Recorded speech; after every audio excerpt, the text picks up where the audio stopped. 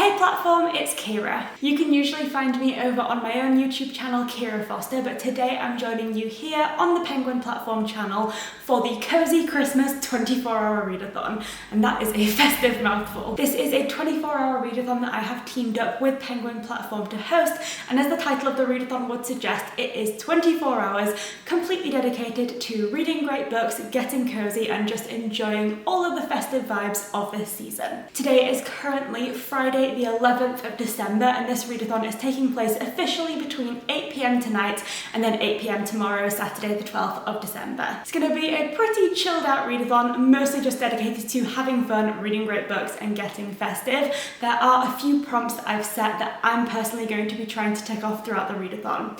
The first one is to read a festive book. The second is to read a book with cozy vibes. The third prompt is to share my TBR on social media using our hashtag festive424, which I've already done. The fourth prompt is to make a cozy hot drink. And then the fifth and final prompt is to watch my favorite Christmas movie. So I'm gonna have so much fun because all of those prompts basically add up to the most wonderfully cozy day. It's currently mid-afternoon on Friday the 11th of December, and I thought I would try and make the most of the very fast fading light to introduce this vlog, and I also thought I would let you know what books I'm planning to read during the next 24 hours. I have a selection of 4 books, all of which sound incredible. I don't know how many I'll be able to read throughout the 24 hours, but I'm certainly going to try and tick off as many of them as possible. And those books are Date Me Bryson Keller by Kevin Van Wy, Mistletoe and Murder by Robin Stevens, One Day in December by Josie Silver, and Let It Snow, which is a short story collection by John Green, Maureen Johnson and Lauren Miracle. So I clearly have quite the collection of festive, cozy, and just generally feel-good books, and I'm so excited to dig into as many of these as possible over the next 24 hours. So I'm going to go away, try and decide which of these books I want to dig into first, which is so difficult because they all sound so wonderful, and I'll catch up with you at 8 p.m. when the readathon officially begins. Well, it is now 8 p.m, which means that the readathon has officially started. I've had a few hours, of course, to think about which book I want to kick off my Cozy Christmas 24-hour readathon with, and I have decided to go for Date Me Bryson Keller. I was reading the blurbs and descriptions of all of the books, and this one just sounds like it's going to be such a fun time. The blurb says, everyone at Fairvale Academy knows Bryson Keller, the super hot soccer captain who doesn't believe in high school relationships. They also know about the dare Bryson accepted. Each week he has to date the first person who asks him out. A single school week is all anyone gets. There have been no exceptions to this. None. Until me, that is. Because brilliant Bryson Keller forgot one thing. He never said it could be only girls. So we have our main character who is going to ask out Bryson, and I just think this is going to be a really fun book. I'm very excited about it. But before I get into reading, I'm also going to tick off another one of the prompts for the readathon, and that is to make a cozy festive hot drink. I'm going to be making a hot chocolate, but as well as just a general hot chocolate, I also have these peppermint vegan marshmallows, which I think are going to be so delightful and make it into like a candy cane hot chocolate. I also have some dairy-free whipped cream, and all round it's going to be a great time. So let's make a hot chocolate and get started with some reading.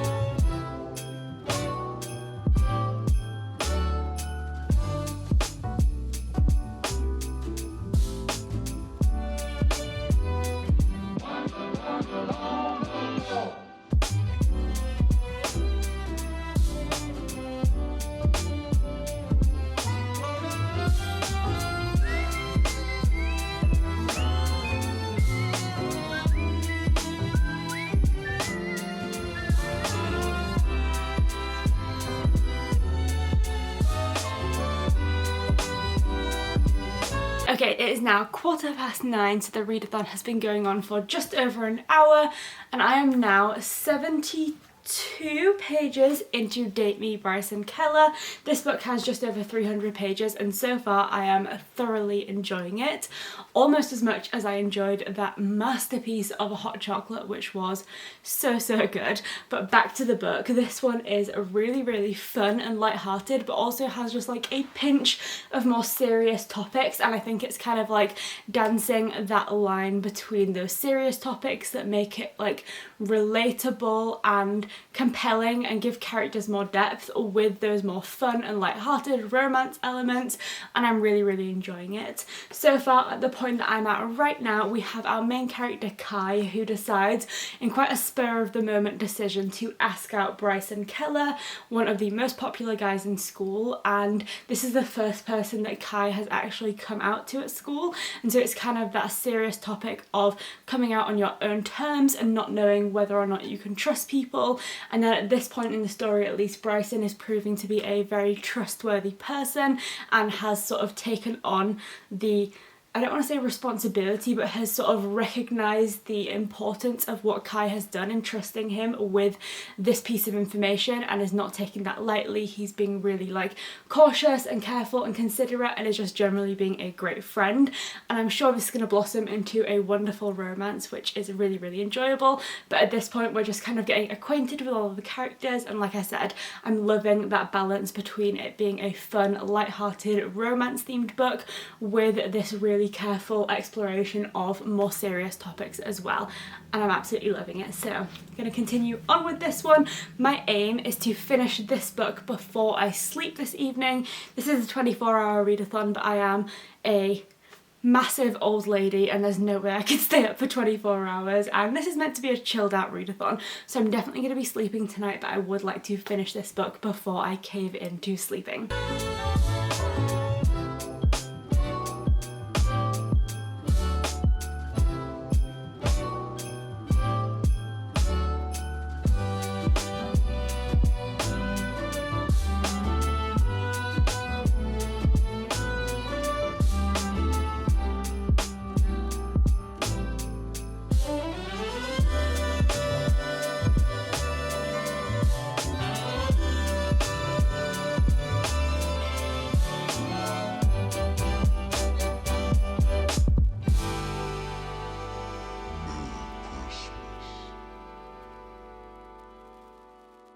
Okay, so it is just after 11 p.m, so about 3 hours into the readathon, and I just finished up with Date Me, Bryson Keller. I loved this book so much. It was so fun and exactly what I wanted from this readathon. It was just perfect in every way. There is an author's note at the back of the book, and one little bit of this author's note in particular I think sums up why this book is so great in better words than I could come up with. It basically says that this is an own voices narrative, and the author says, I wanted a story that touches on the troubles and tribulations that many gay teens still face, but more than that, I wanted to tell the reader that despite those trials and tribulations, there is hope, that we have worth and deserve to be happy. And I think that is kind of what I was trying to touch on earlier, in the sense that this book does deal with the reality of some really serious and difficult topics that are very much a reality for people who are coming out, who are gay teenagers, and dealing with the sort of experience of being outed and all of that. But more than anything, this is a happy narrative. It is one that's really wholesome, and which I think is just really hopeful and happy, and I think it just combines the serious with the light-hearted in such an authentic and incredible way. All of the characters were wonderful, or rather most of the characters were wonderful. There were some not so nice characters, but they added to the narrative as well and created that, I guess, sense of seriousness and explored the darker side of the novel. But on the whole, it was really lovely, really happy, and I cannot recommend this one highly enough. I loved it and it was amazing. So that is book number 1. It is, like I said, 11, and I'm now deciding whether or not I should go to sleep now and set a super early alarm, or maybe try to read one or at least some of one of the short stories in Let It Snow.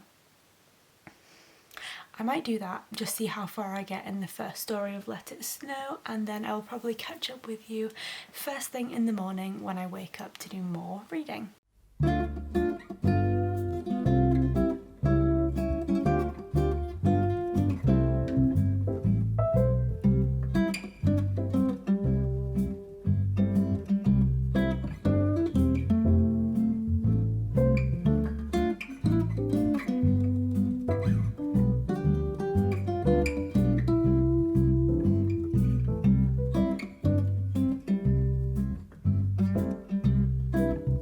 Good morning guys, it is now Saturday morning about 7:30. I've been awake since about 6 o'clock, although I will say that whilst I'm generally speaking a morning person and usually getting up early isn't that much of a struggle, these past few weeks, as it's been gradually getting darker and darker every single day, have made early mornings just that little bit harder, and when my alarm went off at 6 o'clock, I did have to convince myself to actually stay awake for about 30 minutes. I ended up just scrolling and on TikTok because I just didn't want to be awake, and I knew that if I opened the book straight away I was going to fall straight back asleep. But by about 6:30 I had convinced myself that staying awake was the right thing to do and managed to get into some reading. So I of course was reading Let It Snow, and the first book in this collection is The Jubilee Express by Maureen Johnson, and I just managed to finish that one. This is a reread for me, and although I'm not like super certain about my thoughts on all of these books because it has been a little while since I last read it, I am almost convinced that The Jubilee Express was my favourite one last time around,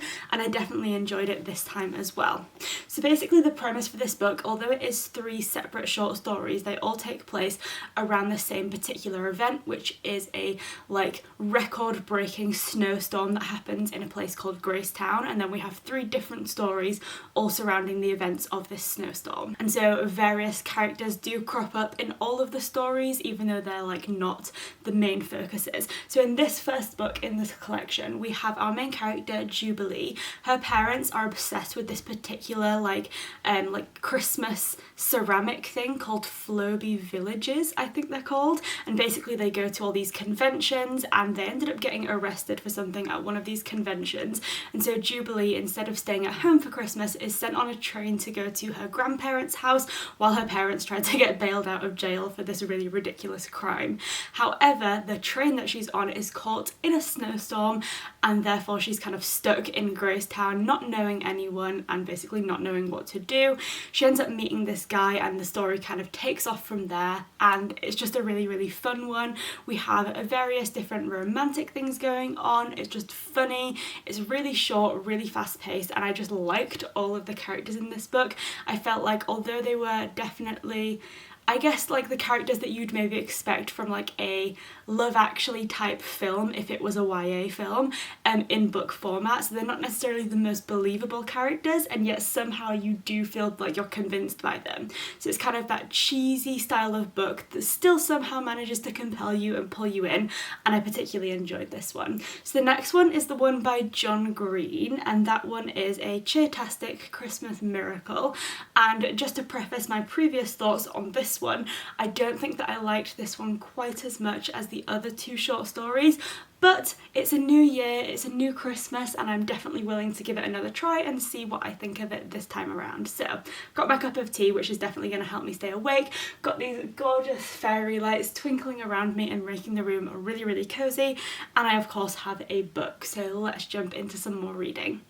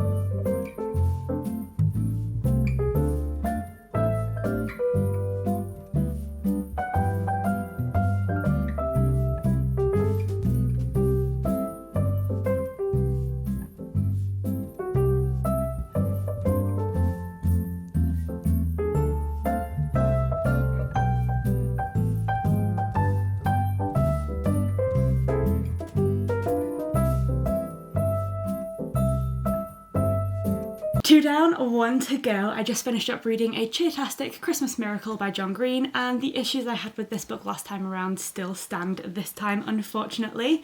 In this book, we follow our main character, Tobin. He is spending Christmas Eve with his best friends because due to this Christmassy snowstorm, his parents are stuck out of state at a conference and can't travel back because there's no planes flying in because of the storm. They're spending Christmas Eve watching movies and doing all kinds of fun stuff, and then another one of their friends basically calls them over to the Waffle House that he works at because 14 cheerleaders who were on the train that is featured in the first short story have gotten off and come into the Waffle House because obviously their train has stopped.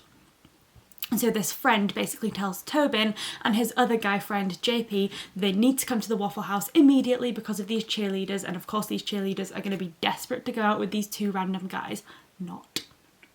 But anyway, they end up going to the Waffle House. So JP and Tobin, the two guys in this book, are kind of going off to the Waffle House with this intention of getting with the cheerleaders, and then they also drag along their female friend, the Duke. Now, obviously the pursuit of cheerleaders and the objectification of these girls just because they're cheerleaders and wearing cheerleading costumes is an issue in and of itself, but I think that that is resolved within this book because the Duke basically tells off her guy friends for objectifying these women in this way, and so I feel like that issue is resolved, but I feel like the way that the Duke as a character is discussed is really problematic, and that is because she is a girl who is friends with guys. She's not considered to be a typically girly girl, and she essentially falls into the category of most of John Green's female characters, which is that she's not like other girls, and that's fine as well, like you can be not like other girls, but what my issue is that John Green's characters who are not like other girls are in his books seen as inherently better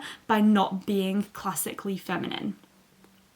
And it's just a big issue in that essentially only by being masculine or outgoing or not typically girly do these characters have worth, and it's just a really problematic thing. And there's a particular quote that I think really kind of exemplifies the issue that I have, and this quote says, "The Duke was just normal. She liked to joke around and talk about movies, and she didn't mind yelling or getting yelled at. She was much more like a person than other girls were."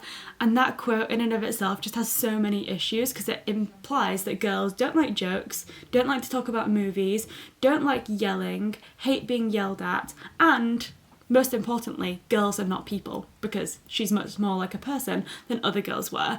And I just hate that because it's like there's just such a strange logic to the way that this character is written, in the sense that she is a cool character and has a lot of great traits, but there's this issue in that she's kind of seen as only being one of the guys. She isn't allowed to be both a girl and have those traits that make her a good friend, and it just has so many issues. I'm sure you all understand what I'm getting at, but I just feel like it's so strange that John Green has to make being a girl and being a good friend mutually exclusive. Like, these characters can't do both, and it's just really, really bizarre. So didn't really love that about this story. It wasn't terrible or anything, it just reads in quite an outdated and sexist way that I personally didn't really like. But one more story to go. The final story is, got a strange name, it is The Patron Saint of Pigs, and this one is by Lauren Miracle. So I'm going to make another cup of tea and then get on with reading this book. And I think after I finish this one, I'm going to go out for a walk and get some fresh air.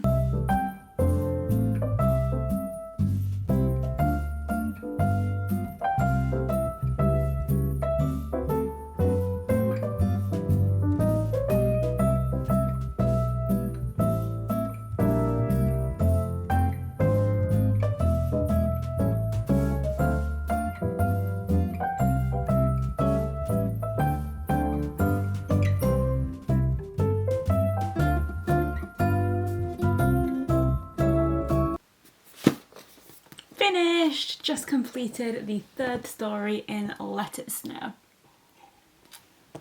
This one is definitely more preferable to the second one. The Patron Saint of Pigs by Lauren Miracle. Essentially we follow our main character called Addie, and she is kind of going through a Christmas crisis, a breakup, a bit of a personality crisis, in the sense that she's suddenly realising that maybe she's a little bit too self-centred and needs to start thinking about other people instead of herself. And basically we see her go on this journey of self-growth and discovery, and it's just a really nice, heartwarming story essentially. The thing that I like most about this one of the short stories is that it essentially ends like the end of Love Actually, where all of these separate storylines that have been existing on their own kind of come together, and you see that all of these different people are connected and they all kind of end in this one big Christmas party. And that is essentially how this book ends, not in a Christmas party but in a coming together of lots of different separate storylines. And I just really like how that ends because it really does give it like a Christmas movie feel, even though it's obviously a book. On the whole, I would say that my ranking of the stories is my least favourite is the John Green one, the Cheertastic Christmas Miracle, then it would be the Patron Saint of Pigs, and my favourite one is the Jubilee Express. I just really like that particular story. But on the whole, this one is definitely great if you're looking for something that is super festive. All of the storylines, you know, centre around Christmas. We have this incredible Christmassy weather, and actually there was one quote from a Cheertastic Christmas Miracle which I think kind of sums up the entire story, and I did actually like this quote, which says, "Honestly, I sort of felt giddy about it. Something about me has always liked the drama and inconvenience of bad weather. The worse the better, really." And it is that, again, movie-like drama surrounding this terrible weather situation, and how that obviously then leads to so many other situations taking place that wouldn't have otherwise happened because the weather kind of leads various people together and into all kinds of crazy situations. So I really liked it. It's, you know, a fun, light-hearted, easy-to-read story, and I definitely enjoyed it.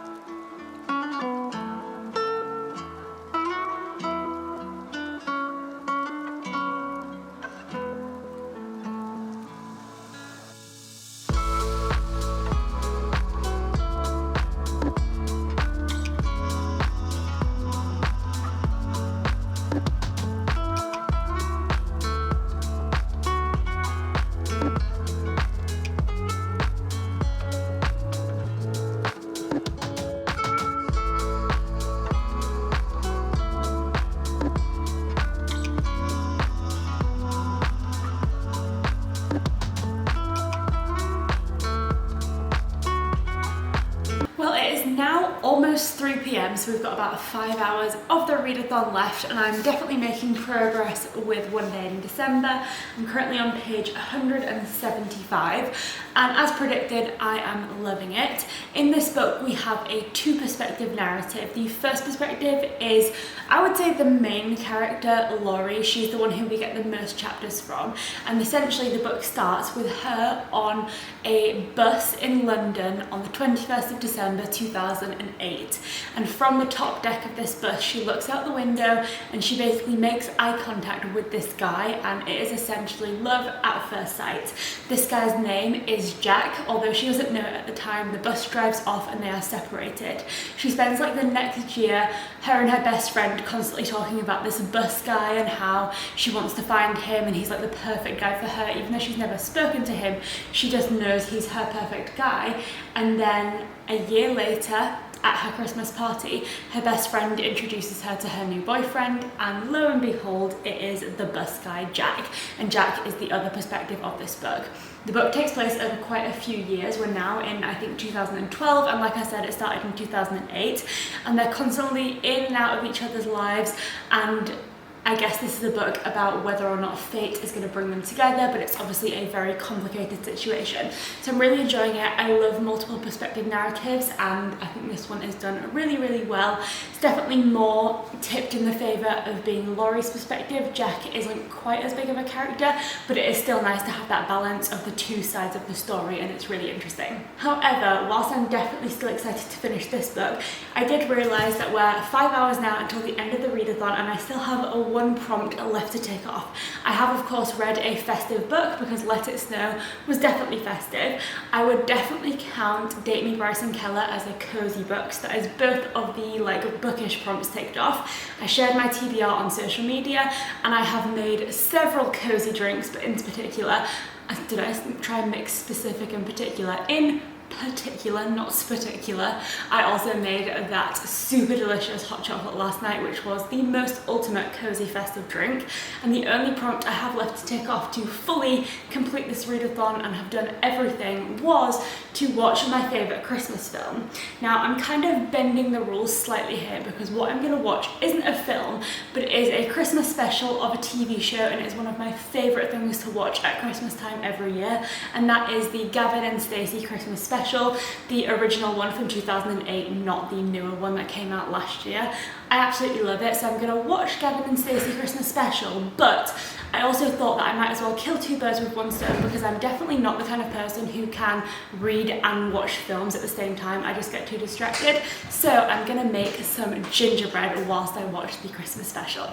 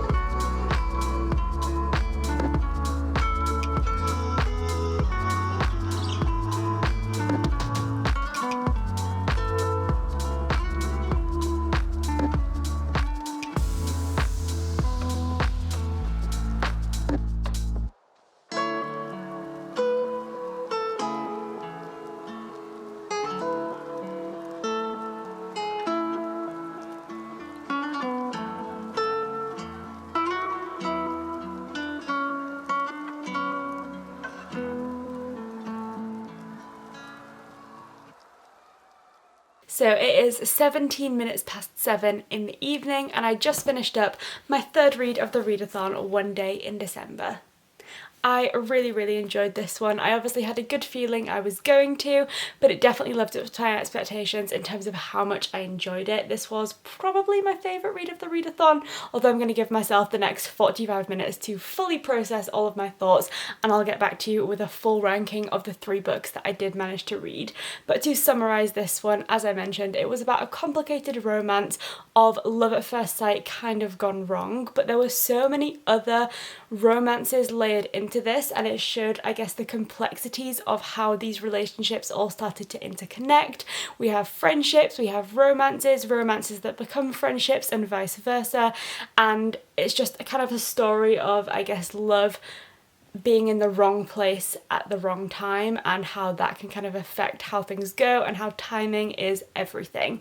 But it was a wonderful story. I absolutely loved the way it was told, loved the fact that it was a dual narrative, and I think that was really great to get the extra perspective and to round out the story a little bit more, because again, that really added to the complexity and kind of showing how things can so easily be misunderstood, and again, that can lead things to just go on a completely different path, whereas if people communicated better, things would just work out in a more linear way. So it's a really, I guess, complicated romance book, but it's done in such a wonderful way, and I really didn't know how it was going to end. It keeps you on your toes, there are so many twists and turns, and it was wonderful. Definitely festive, but also not a specifically Christmassy book. Christmas recurs quite a lot in this one, and actually another thing that I love about this book is how many years it takes place over, because you really have the opportunity to get to know the characters and to follow their growth and development and see how their relationships mature and change and evolve throughout the years, and it was just really fun to see that.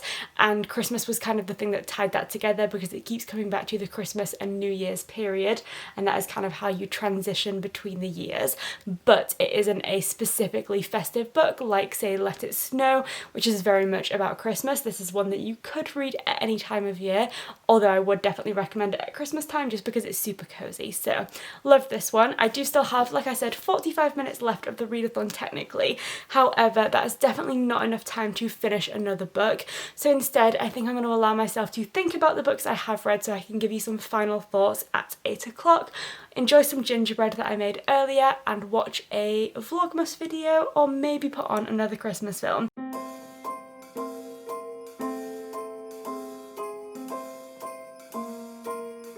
Well, 8 o'clock has been and gone, which means that this readathon is now officially over. I obviously read a total of 3 books over the last 24 hours, which came to a total of 1,094 pages read over the last 24 hours. And I, for one, am very, very happy with that page total. I didn't really go into this readathon with any expectations. I just wanted to have a fun time, read some great books and get cozy. And that is exactly what I managed to do.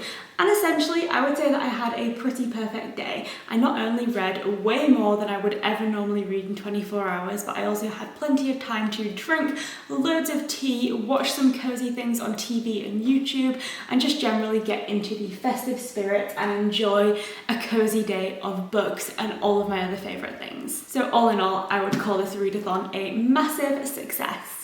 Just to wrap up my thoughts on these books, I've given it some thought over the last 45 minutes since I finished reading, and I think that One Day in December is going to be my top choice from this readathon. I just enjoyed reading it so much. I absolutely love Josie Silver's writing style, and I just think this was an incredible book, but it was a very, very close call between this book and Date Me Bryson Keller. The reason I struggled so much to decide between these two, aside from the fact that they were both incredible books, is that they are both romances, and yet they're both so different, but basically each represent my favourite styles of romance.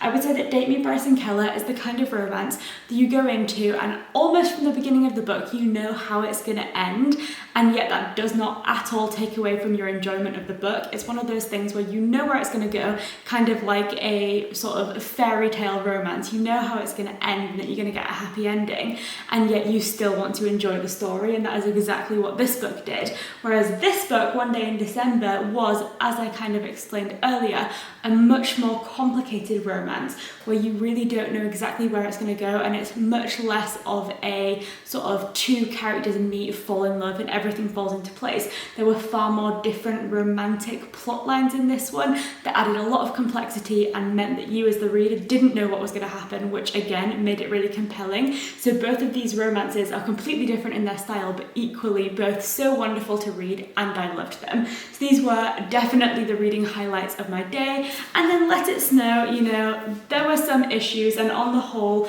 it does feel like quite an outdated book. There's talk in it, obviously, as I mentioned, in terms of the way that certain female characters are discussed by some of the short stories, but also like there's just various conversations about characters running out of minutes on their phone and things like that that just feels slightly outdated. But even putting all of those like little criticisms aside, it is still just a really fun, festive book that I think just feels like a cheesy holiday movie in book format. And actually there is a Netflix film made of this that I haven't watched yet. I've just noticed the sticker on the front of the book. This is now a Netflix film, so I might have to add that onto my Christmas film list for this December, because I'm intrigued to see how this comes alive, because it just feels like a Christmas movie in book form, so I'm sure I will enjoy it probably even more as a movie. But either way, I've had a wonderful day of reading. It's also been so nice to see a lot of you sharing your TBRs and the things that you were baking and the films that you were watching and the hot drinks that you've been like drinking and enjoying on Twitter and Instagram and everywhere else on social media throughout the last 24 hours. And it's been so nice to not only have a cozy day on my own, but be joined by some of you as well. So if you did manage to join me for this readathon, I hope your day was as fun, as cozy and as festive as mine. And if you didn't manage to join me for this readathon on the day itself, I hope that this little reading vlog has given you a little bit of that festive sprinkle into your day and has made you feel as cozy as I have felt for the last 24 hours. So without further ado, thank you so much for watching. I hope you enjoyed this reading vlog, and definitely subscribe to Penguin Platform for more bookish videos. See you later.